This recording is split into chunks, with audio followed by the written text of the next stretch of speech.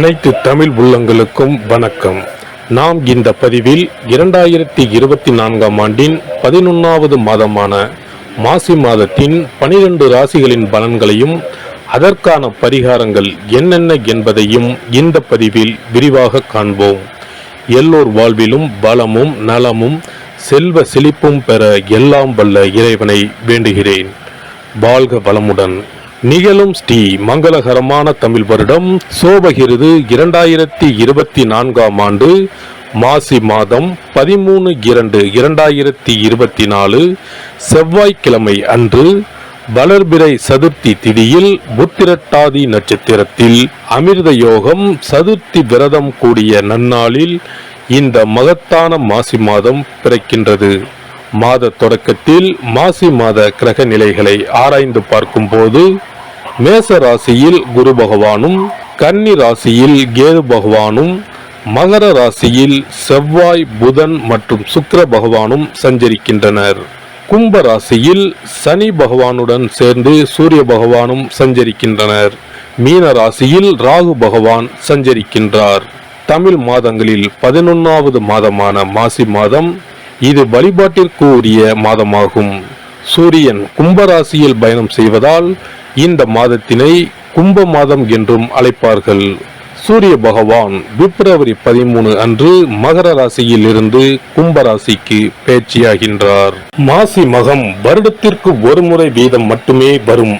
அதாவது மாசி தமிழ் மாதத்தில் மகம் நட்சத்திரத்தில் எப்போது பௌர்ணமி வருகிறதோ அன்றைய தினம் மாசி மகம் ஆகும்.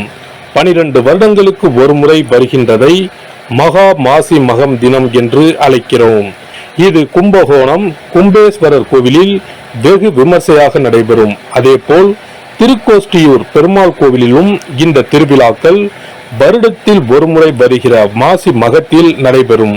இந்த நாள் எதற்காக நாம் கொண்டாடுகிறோம் என்றால், நமது பாவங்களை போக்கவும், பித்ருக்களை வேண்டுவதற்கும், தோஷங்களை போக்கவும் மற்றும் மகப்பேறு கிடைக்கவும் நாம் கொண்டாடுகின்றோம்.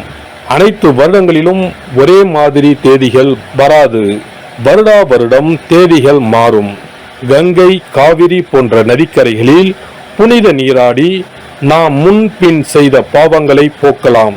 அதே சமயத்தில் புனித ஸ்தலங்களுக்கு இந்த நாளில் நாம் செல்வதன் மூலம் இறைவன் அருள் பெறலாம்.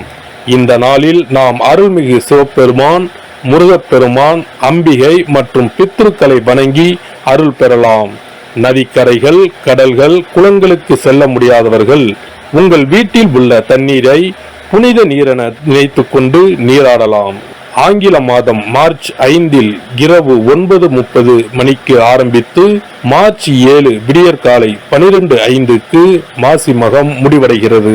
மீனராசி அன்பர்களுக்கு பூரட்டாதி 4ஆம் பாதம், உத்திரட்டாதி, ரேவதி நட்சத்திரத்தில் பிறந்தவர்களுக்கு கிரக ஓலைகள் ஒரு பக்கம் நன்மைகளை வழங்கக்கூடிய அமைப்பிலும், மற்றொரு பக்கம் மன இறுக்கத்தையும் மிகப்பெரிய செலவுகளையும் புதிய நபர்களால் விரயங்களையும் ஏற்படுத்தக்கூடிய சூழலிலும் சஞ்சாரம் செய்கின்றன. ஆனாலும் எவ்வித பாதகமும் இல்லாமல் தான் மாதம் நகரப் போகிறது.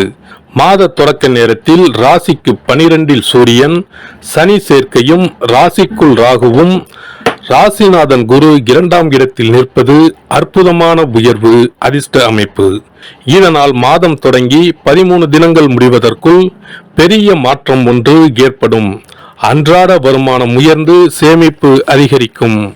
உங்களது ராசிக்கு 7.5 சனி காலம் தொடங்கி இருப்பதை நினைத்து வீண் கற்பனை செய்து கொண்டு அதிமுக்கியமான விஷயங்களில் இறங்காமல் இருக்கிறீர்கள். இதனை கைவிட வேண்டும். 7.5 சனியில் விரயசனி நடப்பது உபயோகமான பெரிய செலவுகளை வீடு கட்ட, வீடு வாங்க, புதிய மண்மனை அமைத்துக் கொள்ள என மாற்றிக்கொள்வது நலம். ராசிக்கு யோகாதிபதியான செவ்வாய் கிரகம் மாத தொடக்க நேரத்தில் உச்சமாக 11ஆம் இடத்தில் அமர்ந்திருக்கிறது. குடும்ப ரீதியான அத்தியாவசிய கடமை விஷயங்கள் பற்றாக்குறை ஏற்படாமல் நிறைவேறும். ஆரோக்கியம் திருப்தியாகவே நகரும். வாழ்க்கை துணையின் இல்லத்தாரின் தேவை, ஆசை, விருப்பங்களை பூர்த்தி செய்து ஆச்சரியத்தை ஏற்படுத்தப் போகிறீர்கள். திருமண சுபகாரிய விஷயங்கள் சாதகமான முடிவை ஏற்படுத்தும். கொடுக்கல் வாங்கல் மற்றும் நாணய சம்பந்த பிரச்சனைகள், சிக்கல்கள் தீரும். வெளியூர் வெளிமாநில அயல்தேச தொழில் முதலீடு வியாபார திட்டங்கள் திட்டமிட்டபடி நிறைவேறும். இம்மாத செவ்வாய் மற்றும் ஞாயிற்றுக்கிழமைகளில் விசேஷ உயர்வு சம்பவங்களும் எதிர்பாராத பண வரவுகளும் கைக்கு வரும்.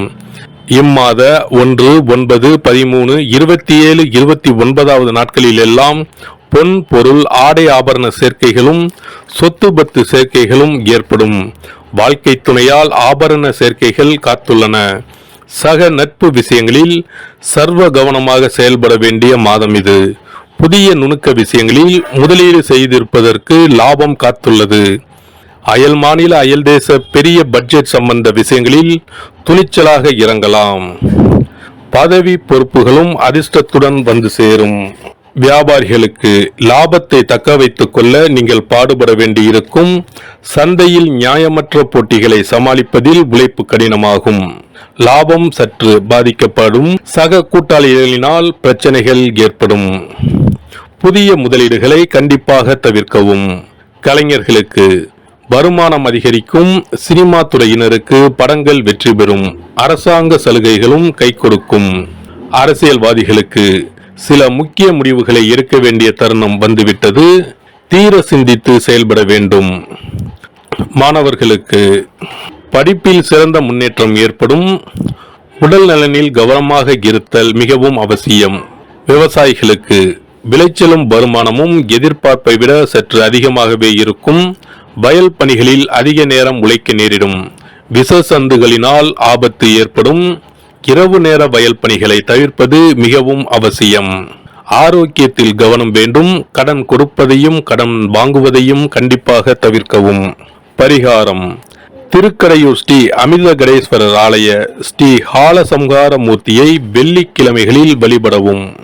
சிறப்பு பரிகாரங்கள்: வருமானத்தை பெருக்குவதற்கு வருமானம் வந்ததும் அல்லது சம்பளம் வாங்கியதும் அந்த தொகையில் 1% தொகையை தனியாக எடுத்து வைத்து விடுங்கள். அந்த பணத்தில் பாலால் செய்த இனிப்பு வகைகள் வாயில் போட்டாலே தித்திப்புடன் எளிதில் கரைந்து வாயிற்குள் போய்விடக்கூடிய இனிப்பு வகைகளை வாங்கி ஆதரவற்றோர், சாலையோர பணியாளர்கள், தூய்மை பணி செய்வோர், ஆதரவற்ற நிலையில் வறுமையில் வாடும் குழந்தைகள் மற்றும் தொழிலாளர்களுக்கு கொடுங்கள். மகிழ்ச்சியுடன் உங்கள் கைகளால் இனிப்புகளை கொடுங்கள். இப்படி செய்வதால் சனி சுக்கிர யோகம் உண்டாகும். இதனால் வருமானம் பெருகுவதுடன் கையில் பணம் சேர்ந்து கொண்டே இருக்கும். வருமானத்திற்கு தடையோ பஞ்சமோ வராது. ஏதாவது ஒரு வகையில் பணம் வந்து கொண்டே இருக்கும். இது தவிர மாத சம்பளம் வாங்கியதும் அல்லது கைக்கு வருமானம் வரும்போது ஒவ்வொரு மாதமும் முதல் செலவாக வீட்டிற்கு கல்லுப்பு, ஊறுகாய் போன்றவற்றை வாங்கி வைக்கவும். கல்லுப்பு, ஊறுகாய் போன்றவை மகாலட்சுமிக்கு மிகவும் விருப்பமான ஒன்று. இந்த பொருட்கள் வீட்டில் இருந்தால் மகாலட்சுமியின் அருள் வீட்டில் இருந்து கொண்டே இருக்கும். எந்த காரணத்திற்காகவும் இந்த பொருட்களை தானமாகவோ கடனாகவோ கொடுக்க கூடாது. தினமும் வீட்டை சுத்தம் செய்து அதிகாலையில் நீராடி வீட்டில் உள்ள மகாலட்சுமியின் படத்திற்கு முன் அமர்ந்து ஓம் யம் ஓம் அங் சிவாய நம, சவ்வும் நம சிவாய நம, ஸ்ரீயும் நம சிவாய நம, அங் உங் வங் சிவாய நம என்ற மந்திரத்தை சொல்ல வேண்டும். இந்த மந்திரத்தை தினமும் சொல்லி வந்தால் பணம் வீணாக விரயமாகாமல் பணம் சேர்ந்து கொண்டே இருக்கும். வாழ்க வளமுடன். இந்த வீடியோ உங்களுக்கு பிடிச்சிருந்தா லைக் பண்ணுங்க, ஷேர் பண்ணுங்க அண்ட் சப்ஸ்கிரைப் பண்ணுங்க. பக்கத்துல இருக்க பெல் ஐகானை கிளிக் பண்ணுங்க. நன்றி, வணக்கம், வாழ்க வளமுடன்.